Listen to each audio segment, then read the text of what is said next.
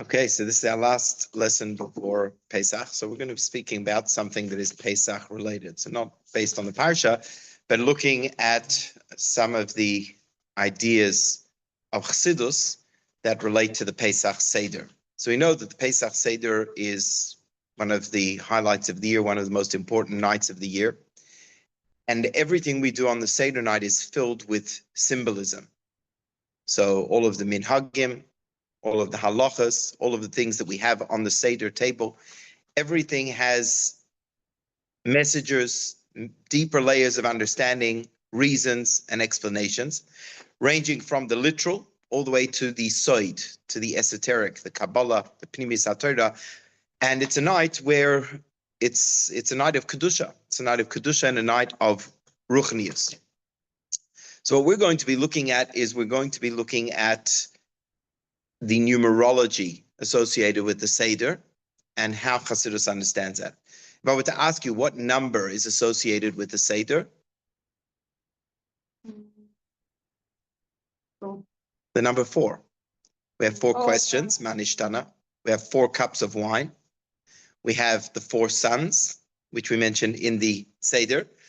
And that tends to be the number that we associate. Of course, there are other numbers, but the main number associated with the Seder night is the number 4. We have the 4 questions of the Manishtana, which were established by the Chachamim, the 4 cups of wine, which were also established by the Chachamim. And then we have the 4 banim, which is Keneged Arba Banim Dibra Torah. The Torah in 4 different places refers to a time when your children will ask you and you'll tell them about Yetzias Mitzrayim, about the Exodus. So we're going to look at Pnimis HaInyanim, why the ideas of the Seder are based on number 4. And as a springboard for this, we're going to talk about the Arba Koisos, the 4 cups. So there are many reasons that are given in Chazal, Talmud Bavli, Talmud Yerushalmi, for the 4 cups of wine. The most famous of which is that the Torah in Parshas Va'era uses 4 lashonos of Geula, 4 terms of redemption that Moshe Rabbeinu uses. V'hoitzeisi, I will take you out. V'hitzalti, I will save you. V'ga'alti, I will redeem you. V'lakachti, and I will take you to me. So these are the 4 lashonos of Geula, and that's the explanation that the Alter Rebbe brings in the Shulchan Aruch. The Talmud Yerushalmi, however, gives other explanations of the 4 cups of wine, that there were 4 gezeros that Paro made against the Jewish people in Mitzrayim. First being the slavery. Number 2, when he asked the midwives to kill the babies. Number 3, when he said that the babies should be thrown into the river. And the 4th gezerah, when he said they will no longer be given straw to make the bricks. So 4 gezeros that we see in the Torah. Yerushalmi also suggests that if we look in the dream of the butler, the Sar HaMashkin of Paroi, when he had a dream and Yosef interpreted the dream for him, so he saw himself squeezing grapes from a vine into Paro's cup. And the word kois is mentioned 4 times in that dream, and as a remez, an allusion to the 4 cups of wine. Others suggest that it corresponds to the 4 nations that would exile the Jewish people after Mitzrayim. That is Bavel, the Babylonians, then followed by Paras or Madai, the Persians, would exile the Jewish people. The Shibud Malchias. So we have the Babylonians, followed by the Persians, Achashverosh, followed by the Yevanim, the Greeks, and then finally the Golos Edom, the Roman exile that we find ourselves in now. Those are all reasons that are found in Nigla of Torah, the revealed parts of Torah. In terms of Chassidus, there is a Kabbalistic sefer called the Toila'as Yaakov. And the Toila'as Yaakov explains, we know that in Mitzrayim, the Jewish people had fallen to the lowest levels of Tumah, the lowest levels of impurity, the Shar Memtes, the 49th gate of impurity. And he describes it in a slightly different way. And he says that they had fallen beneath the 4 layers of the Orla, 4 levels of concealment, which are the 4 klippos. We discussed 4 klippas, 3 klippas, sholosh klippas hatameis, which are absolutely impure, and the 4th klippa being klippas noiga. And in Mitzrayim, the Jewish people had fallen trapped under all 4 levels of klippa. That Galus Mitzrayim was not just a physical Galus, it was not just a physical exile, but it was a spiritual exile for the neshama. It was a spiritual exile for the Jewish people, that they'd fallen beneath all four layers of Klippa. And that is why they needed to be redeemed with four lashonos of Geula, four terms of redemption, because each term was to take them out from another level of the Klippa that they had fallen into. That, says the Tolas Yaakov, is why we have 4 cups of wine. Sorry, what are the 4 levels of Klippa? There's Shalosh Klippas Hatameos, the 3 absolutely impure Klippas, and Klippas Noiga.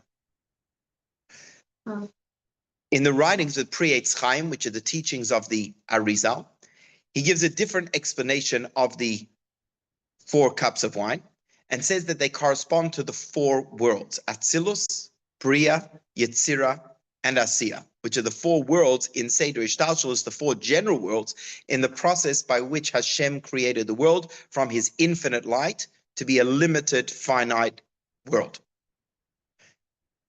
Very interesting is he says that these 4 worlds, and hence the 4 cups of the wine, correspond to the 4 letters of the name Yud K Vav K, the divine name.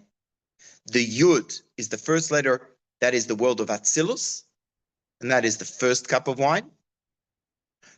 The Hey of Hashem's name corresponds to the world of Bria, which is the second cup of wine. The third letter of Hashem's name, the Vav, corresponds to the world of Yetzira, which corresponds to the third cup of wine. And the fourth letter of Hashem's name, the final Hey, corresponds to the world of Asiya, which is the 4th cup of wine. In addition to corresponding to the 4 worlds, which we'll see in a moment what those 4 worlds are, in each world there are spheros. The primary spheros are in the world of Atzilus, and the spheros themselves can be grouped into 4 primary spheros, so 4 primary groupings. The sphere of Chachma, the sphere of Bina, the 6 emotions, known as Zer Anpin, Chesed, Gvur, Tiferes, Netzach, Hod, Yesod, and finally the sphere of Malchus. These 4 groupings of spheres correspond to the 4 worlds. So the Atzilus within Atzilus is the sphere of Chachma. The Bria within Atzilus is the sphere of Bina. The Yetzira within Atzilus is the Midos, the emotions. And Malchus of Atzilus is the Asiya within Atzilus. So what are these 4 worlds all about? We'll come back and explain that a little bit further. So the 4 worlds is part of the divine process of Seder Hishtalshelus, by which Hashem created our finite world from his infinite light. And this process necessitated the contraction of the Ur Ein Sof. And as the Ur descends through Seder Hishtalshelus, the Ur becomes more and more limited. And as the Ur becomes more and more limited, the worlds become more of a metzius. They become more of an independent existence. So in the world of Atzilus, the highest, the most sublime of these worlds, it's a world which is still godly. And therefore the light shines in Atzilus in a powerful way. And Atzilus is not really separate in any way from Hashem. It's a world which is completely holy and completely godly, and that's alluded to in the name Atzilus itself. Atzilus comes from the word etzel, which means to be close, because it's a world which is close to godliness. But then the next world is Bria. What does Bria mean? From the word boire, bara, creation. That the first world that is a created entity, the first world that is a yesh, a level of something which is separate from Hashem, is the world of Bria. But that's still only the beginnings of creation. The world of Bria is still a spiritual world, and the light in Bria is still in a powerful way. Then we move down to the world of Yetzira, where the world starts to take on more of a form of creation. The light becomes more limited, but it too is still a spiritual world. Until finally we get to Olam HaAsiya, the world of actuality, which is a spiritual world and also our physical world. In this world, the world is completely separate, appears to be completely separate and independent to the extent that godly light is hidden. We don't see the presence of Hashem in this world at all. So that's the chain of worlds as we descend. And the same is true with regards to the spheroids. What are the spheroids?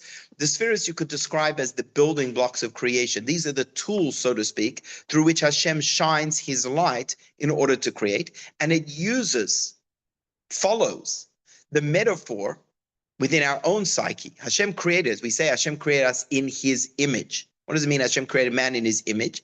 Is that our creative process parallels his creative process.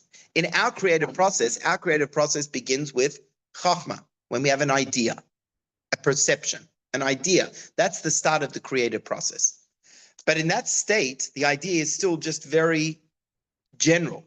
It's like a nucleus. It doesn't have any definition to it. It's just an idea. It needs to then shift into the mind of Bina to be developed, to develop that idea, to understand it. But just on the level of intellect, that is not going to lead me to do something. I need to be emotionally engaged with it. I need to be excited about it. And therefore it needs to flow through my emotions until finally it can come down into machshava, dibur, and maisa to actually be implemented. And so too it is by the godly process that the divine light in each world comes through the spheres that parallel our midos of our soul, the sphere of chachma, bina, das, we didn't speak about, the emotions, zer anpin, and then finally malchus. And from malchus, that's where we have the implementation, that from malchus of Atzilos, we have the creation of the lower worlds, which are yesh, bria, yetzira, and asiya. Yeah. Good question. I forgot why the 6 midos are called zer. Okay, as opposed to arich anpin. Zer anpin because they're more limited. It means a small face, because those midas are limited, as opposed to arich anpin, which refer to the midas which are higher than seichel, which are large face because they're unlimited. Yep. Okay, so when we talk about the spheres, they also correspond to the 4 letters of Hashem's name. The letter Yud is a tiny little dot, and that's like the flash of Chachma, where we get this lightning flash of an idea, but yet it has no definition to it, like a Yud. But the mind of Bina is like the Hey, because the Hey takes that Yud, takes the nucleus of the idea of Chachma, and expands it in breadth and depth, in Oirach and Reichav. The 6 midos corresponds to the Vav of Hashem's name for 2 reasons. Number 1, Vav is the gematria of 6. But in addition, Vav represents a hamshacha, to bring something down. Because the midos is what brings from the world of the theory, the world of ideas, to make it tangible for us, to then go and implement. And then the final Hey represents implementation. The Hey has 3 legs, and they correspond to machshava, dibur, and maisa. So if we were to put this idea together, we have the number 4 is associated with the 4 worlds, Atzilus, Bria, Yetzirah, and Asiya. It's associated with the 4 primary groupings of spheros, Chachma, Bina, the midos, and Malchus. And they correspond in turn to the 4 letters of the name Yud, K, Vav, K. So Atzilus is the world of Chachma, that's the Yud. Bria is the world of Bina, that is the Hey. Yetzirah is the world of the midos, which is the Vav. And Asiya is the world of Malchus, which is the final Hey of Hashem's name. What was the reason that Malchus is fake? Malchus is about actualization, doing, which is machshava, dibur, and maisa, the 3 legs. Now we know that man is referred to as an olam katan. The world is referred to as an adam gadol, a large man, a macro man, and man is referred to as an olam katan. So whatever exists within the world, whatever exists within Seder Ishtalshalos, exists within ourselves as well. So we also have within our neshama, we have 4 worlds. We've discussed this before. The neshama is referred to by 5 names: nefesh, ruach, neshama, chaya, and yechida. We're going to leave yechida for now. We're going to talk about the 4 lower levels of the neshama: nefesh, ruach, neshama, and chaya. Yeah. Sorry, why we don't speak about that? Why don't we speak about Thoughts. Very good question. Because das, in this sense, is just the bridge between the seichel and the midos. So yes, in the primary groupings of the spheres, we don't count it. It's a very important sphera, but when we talk about the letters of Hashem's name, the way they correspond to the sphera, we focus on the primary active spheres. So that's Chachma, Bina, the Midos, and Malchus. So within the person, the four lower levels of the soul are the four worlds. So we have within us Atzilus, Bria, Yetzira, and Asiya. The lowest level, we'll go from below to above. The lowest level of our soul, the level of Nefesh, is the level of the soul that is associated with our actions and our functioning, or our machshava, dibur, and maisa. And that is the asiya within us, or the midah of malchus. The ruach is the emotional quality of the soul. That when we experience emotions, that is the midos of the nefesh alakiz. That is coming from the level of ruach. And that, therefore, is the yetzira within the neshama, the level of ruach. Neshama is the seichel of the soul. Now, of these two spheres, chachma and bina, bina is the seichel, because that's where we have the active mind, actively trying to understand something with our intellect. So the level of neshama, which is our intellect, that corresponds to bina. That is the world of bria within us. That's our conscious, active seichel. But then we have the chachma. On one hand, we say that chachma is part of seichel. It's the idea. But the truth is, the pnimius of chachma is actually above seichel. It's from where our ideas come. It's not something logical. It's not something tangible. It's not something conscious. It comes to us. And that's why whereas nefesh, ruach, and neshama, which is the intellect, the emotions, and our actions, are what we call koiches pnimin, they are conscious levels of the soul. The level of chaya is called a makif. It's beyond us. We can't control it. We're not in the grasp of it. So that is associated with chachma.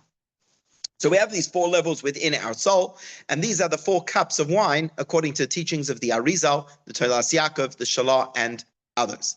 So the 4 cups of wine correspond to the 4 worlds. They correspond to the 4 groupings of spheros, the 4 letters of Hashem's name, and the 4 levels within our neshama. And in fact, it says about us that the name of Hashem shines within us. The name of Hashem shines within us. Those are the 4 letters of Hashem's name within our souls: nefesh, ruach, neshama, and chaya. So these are the 4 levels of the 4 cups.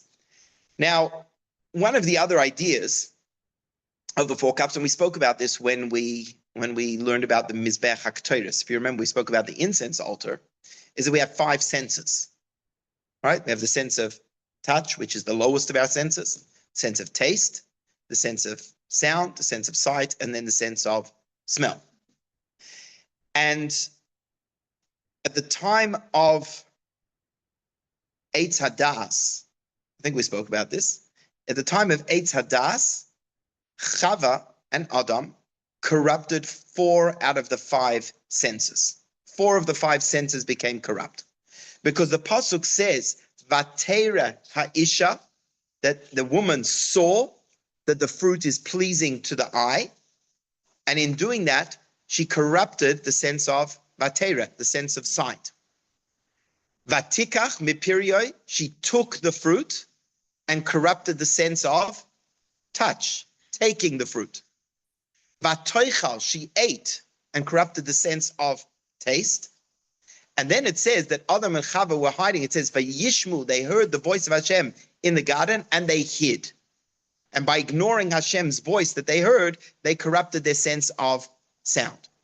There is one sense which was not corrupted, and that is the sense of smell, the chush hareach.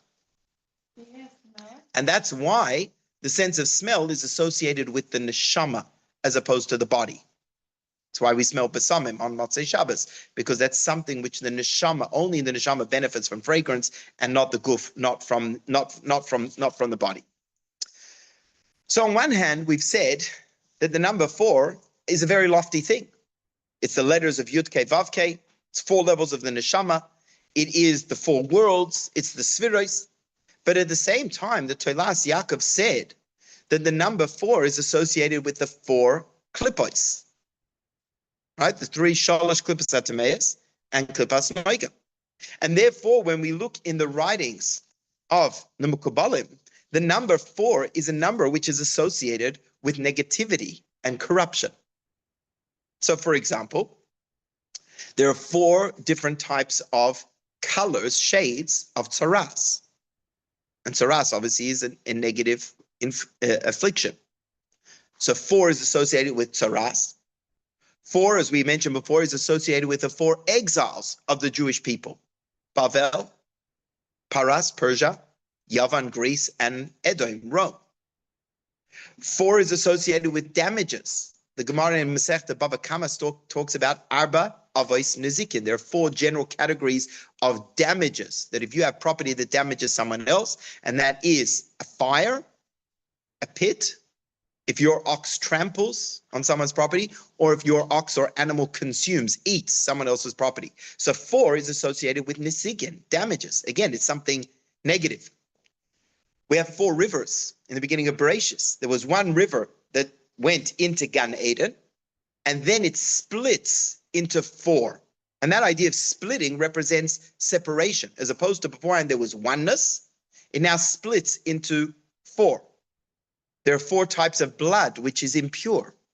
So how do we reconcile this idea that on one hand, the number 4 is associated with lofty things like the name Yud Kei Vav Kei, the 4 worlds, the 4 spheros, the 4 levels of the neshama, and at the same time, it's a number which is associated with klippa, it's associated with negativity. What was that? Yeah, Abra Miso is based in. Correct. 4 types of execution that the based in can, that the based in does employ. So how do we reconcile this? So what I'm going to share to you is based on the writings of Reb Shmuel Bornstein of Sagachov, also known as the Shem Mishmul, was one of the great Rebbes, Hasidic Rebbes, and many of his ideas are found in Chabad Hasidus as well.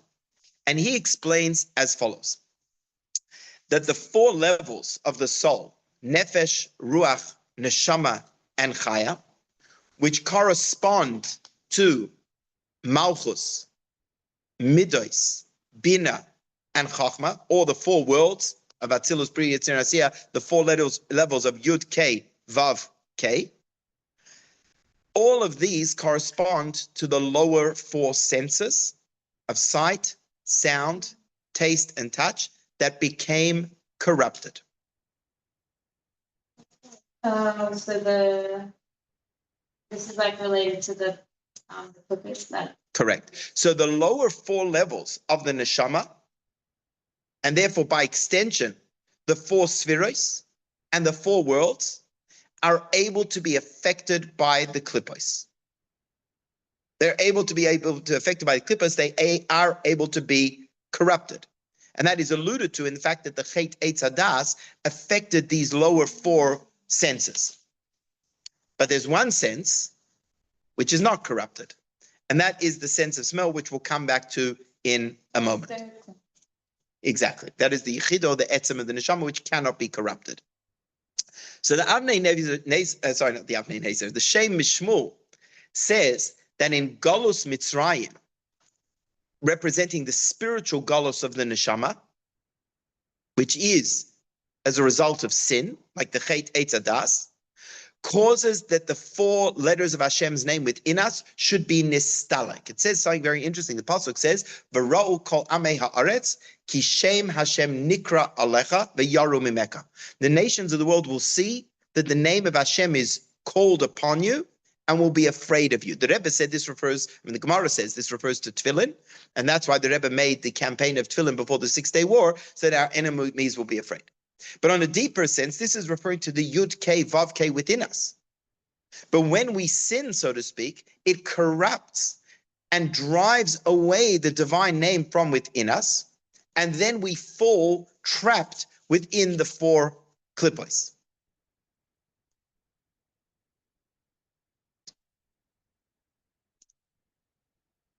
The Shem Mishmul then explains that there is a 5th level. When we look at the name Yud Kei Vav Kei, it's made up of 4 letters. But in the letter Yud, there is also what is referred to as the Koitzoi Shel Yud, or the Kutzoi Shel Yud. On the top of a Yud, the way you write it in a Sefer Torah, there's a little point. A little point. And that is a remez that alludes to something which is higher than the name Yud Kei Vav Kei. So if the name Yud Kei Vav Kei refers to the 4 worlds, Atzilus, Bri, Yetzir, and Asiya, the little koitz on the top of the Yud alludes to godly worlds which are even higher than the worlds of Atzilus, which we refer to as the Olamais Ein Sof, the worlds of the Ein Sof. Because even Atzilus is still a world. Whereas the worlds of Ein Sof, higher than Atzilus, are completely beyond the world of Atzilus itself. When we say that the 4 letters of the divine name correspond to the Spheros, the Yud being Chachma, Hey being Bina, Vav being the Midos, and the final Hey being Malchus, the koitz on top of the Yud alludes to Keser, which is the level which is completely beyond the Spheros. And when we talk about the Neshama, whilst the level of Nefesh corresponds to the Hey of Hashem's name, Ruach, the emotional part of the soul, corresponds to the Vav of Hashem's name, Bina, the intellect of the soul, corresponds, which is the level of Neshama, that is the level of the Hey of Hashem's name, and the Chachma of the Neshama, the Bittul of the Neshama, that corresponds to the Yud of Hashem's name, that's the level of Chaya. The Koitz on the top of the Yud alludes to the Yechida. And we've spoken about the Yechida before. The Yechida is our natural, innate oneness that every Jew has with Hashem. It's not about serving Hashem through our Chachma or our Bina, our Midos, or our actions. It is our natural bond that we have with Hashem, irrespective of what we do and what we don't do. And every Jew has this connection equally. The name Yechida means to be absolutely one. And whereas the lower 4 levels of the Neshama can be driven away, so to speak, can be corrupted, can be trapped by the klippos as a result of our averos, the Yechida can never be affected by our averos. The Yechida remains one with Hashem.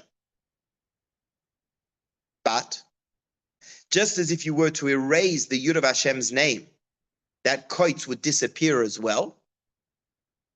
So too, when the lower levels of the neshama are corrupted by sin and fall into the klippos, then that level of the yud, the koitz of the yud, that level of the yechida, that essential bond of Hashem becomes hidden. It becomes hidden. And that is the sense of smell. The sense of smell, the chush hareach, was the sense that was not corrupted by the sin in Gan Eden of Adam and Chava, and therefore it cannot fall into the klippos. In fact, with this we can explain a story which is told of the Alter Rebbe, that once a chassid presented the Alter Rebbe with a gift of a silver snuff box. Everyone know what a snuff box is?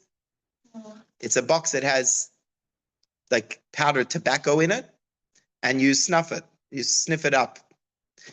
And the Alter Rebbe removed the lid of the silver snuff box and used it as the mirror for adjusting his tefillin. He wouldn't use it as a snuff box. And he explained why is that. He said there is only one aver, there is only one limb in the human body that does not actively go out seeking worldly pleasures. And that's the nose. So why would I do something to give the nose a desire for worldly pleasure?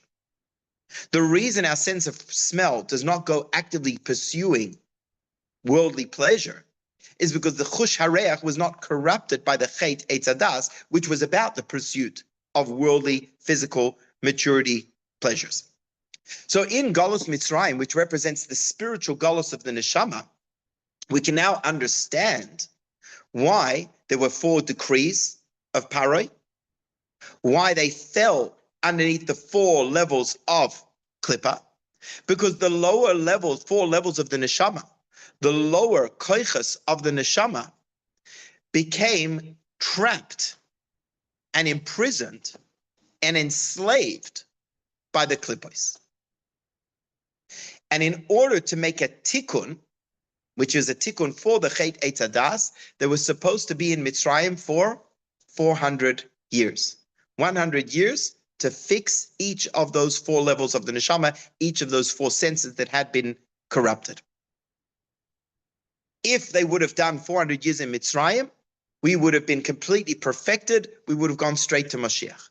But Hashem saw that the Jewish people would not be able to survive. They would have stayed in Mitzrayim. They would have fallen into the abyss. So he took us out early after 210 years, using the four Lashonis of Geula, four terms of Geula, to remove us and elevate the four levels of Neshama, the four divine letters of Hashem's name within us, from within the four klippos. So why we didn't went straight to Mashiach to go? Why didn't we? Because we didn't actually have the complete tikkun. Because we were not there 400 years, the tikkun was not corrected. And that's why we needed to go into 4 more exiles. 4 subsequent exiles to complete the process that was not completed by Mitzrayim. What was the 4 things Hashem? Voitzesi, the 4 terms of redemption, No, they just said, sorry, that after 120 years Hashem. took us out with 4 terms of redemption That's to elevate the 4 levels of the neshama from within the 4 klippos. okay. But because it wasn't a complete tikkun, because we didn't complete the 400 years, there had to be 4 subsequent exiles as well. So why do we have 4 cups of wine? Why do we have 4 cups of wine and not 5? If there's a 5th level of the neshama. Because we do not need to do any tikkun on the yechida. We don't need to make a tikkun on the yechida. We don't need to make a tikkun in the essential bond of the soul to Hashem, because that was never corrupted.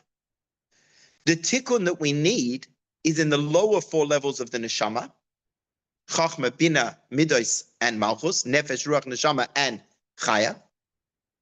For that, it needed the 4 terms of redemption to go out of the 4 klippos. But once that is done, the yechida comes back and is revealed automatically. The moment you have the yud, the koitz of the yud comes back automatically. It's not something that needs a tikkun. It's not something that we need to actively do. And that's why we don't have 4 koitzes. 4 cups are a chiyuv, or an obligation. Because we have an obligation to be masaken. We have an obligation to make a tikkun for the levels of neshama which are trapped within the klippas as a result of our averus. In fact, the Tzemach Tzedek explains that the 4 cups correspond to 4 levels of tshuva, because that is also about redeeming the soul from where it is within the klippas. We do see the number 5 at the Seder as well. Where do we see the number 5 at the Seder? There are 5. There's the 5 rivers. There's the 5th river, which is the one river. That's right. I was saying the 5 manim. Oh, Ben HaChamishi. the 5.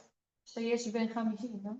Oh, the 5th son. Yeah, that's according. The Rebbe tells us there's a 5th son. Okay, that's 1/5. We do have a 5th cup at the Seder. We just don't drink it, and that's a kois shel Eliyahu. We have a kois of Eliyahu. The reason we don't drink it is because Chazal never made it a chiyuv. Because the chiyuv is only the things that we need to do to make the tikkun. But once we do that, that's geula. Once we have the tikkun, once we go out from the 4 klippos, then we have the gilui of the yechida, that is geula. And that's what Eliyahu Hanavi is going to do. Eliyahu Hanavi is going to be mevaser the geula, is going to announce the redemption. And that 5th cup, which is the cup of geula, final geula, corresponds to yechida. There's actually a 5th term of redemption as well. Voitzesi, v'itzalti, v'galti, v'lakachti, v'hevesi ela aretz. Hashem says, I will bring you into the land. The first 4 terms are about going out of the klippos. They're about going out of Mitzrayim. I will take you out. I will save you. I will redeem you. The 5th term is not about leaving Mitzrayim, leaving the klippa, but about entering into the kedusha of Eretz Yisrael. What's the 5th one? Vehevesi. I will bring you into the land. Right. So that 5th term is not about going out of the klippos, because the klippos are only 4. and they can only affect the lower 4 levels of the neshama. The 5th term, Vevesi, is about the revelation of the Yechidah, which is Eretz Yisrael. It's about going into a state of absolute Geula. And another 5th that we don't have that nowadays, is the 5th question. The 5th question. What is the 5th question?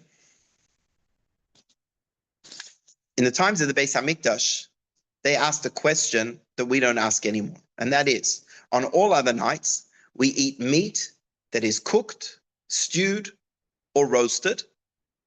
But on this night, we eat only roasted meat. The Rebbe explains that the 4 questions correspond to the 4 worlds. The first question corresponds to the world of Asiya.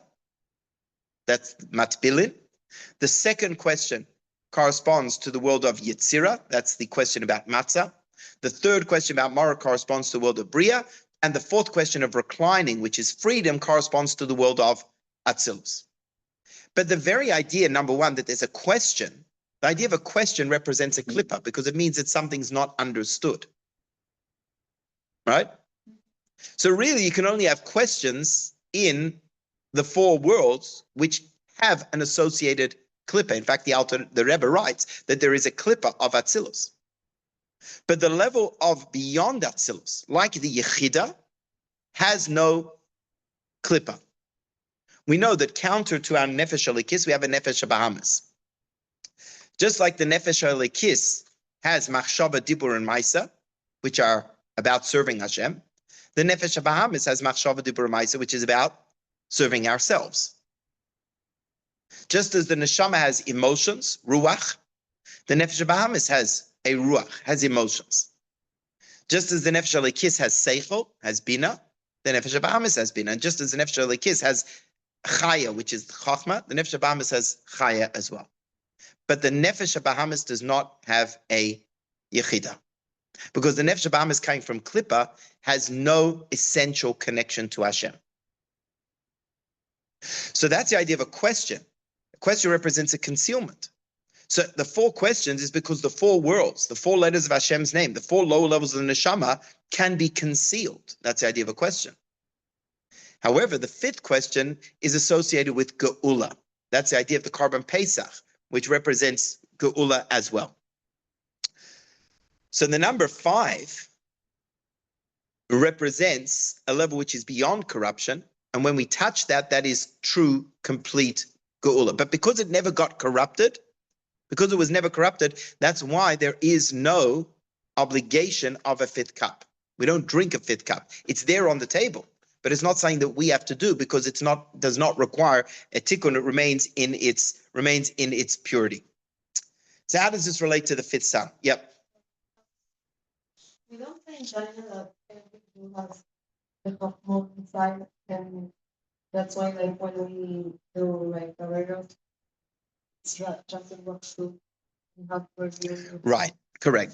So there, the Chachma, like the Yud, just like the Yud, which is Chachma, has within it the koitz of the Yud. I believe there, what the Alter Rebbe is describing the Yechidah of the Neshama.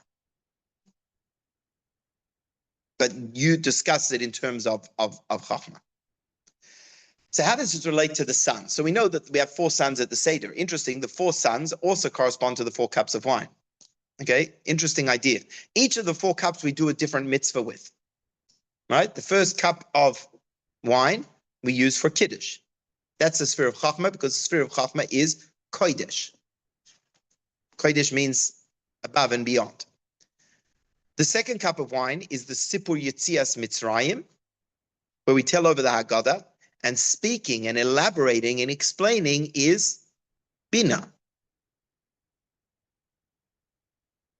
The third cup of wine we use for benching.